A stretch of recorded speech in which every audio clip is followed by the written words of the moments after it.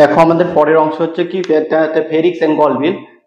ফেরিক্স হচ্ছে একটা হচ্ছে এখানে যখন আমার মুখমণ্ডল থেকে খাদ্য এসে কোথায় পৌঁছাচ্ছে, ফেরিক্স বা হচ্ছে গলবিল।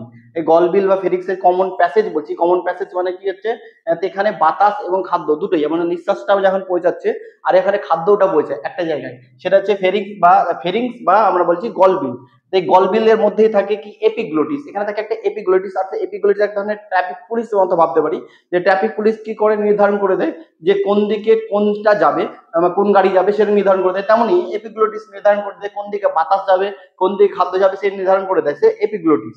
তো অনেক সময় দেখে এপিগ্লোটিস কোন দিকে যাবে, দেখো একটা হচ্ছে গ্যালেট যাচ্ছে, একটা গ্যালেট আর একটা বলছি গ্লোটিস। গ্যালেটকে আবার বলেছি গ্রাস নালী বা খাদ্য নালী, আর হচ্ছে গ্লোটিস কে বলছি শ্বাস নালী।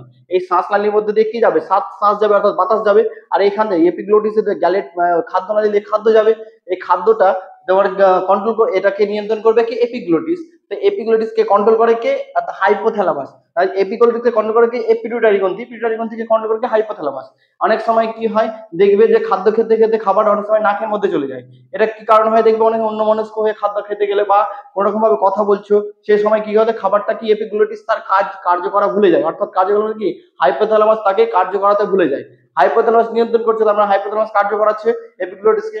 এপিগ্লোটিসকে কার্য করাতে যখন ভুলে যাবে তখন কি হবে, খাবারটা চলে যাবে নাকের মধ্যে দিয়ে, নাক দিয়ে খাবারটা অনেক দেবে, ভাত বা কোনো কিছু নাক দিয়ে বেরিয়ে আসে, সেটা কি এপিগ্লোটিসের কাজ করছে। এপিগ্লোটিস যখন খাদ্যটা পাঠাচ্ছে কোথায়, আমাদের টপিক হচ্ছে কি খাদ্য নিয়ে।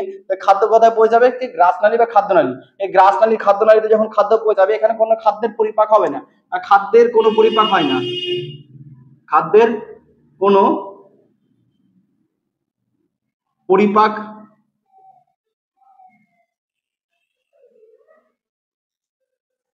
পরিপাক হয় না, পরিপাক হয় না। তো কোথায় খাদ্যের পরিপাক হয় না, সেটা হচ্ছে গ্যালেট আর হচ্ছে গ্রাসনালী বা খাদ্যনালীর মধ্যে খাদ্যের কোনো পরিপাক হয় না। এই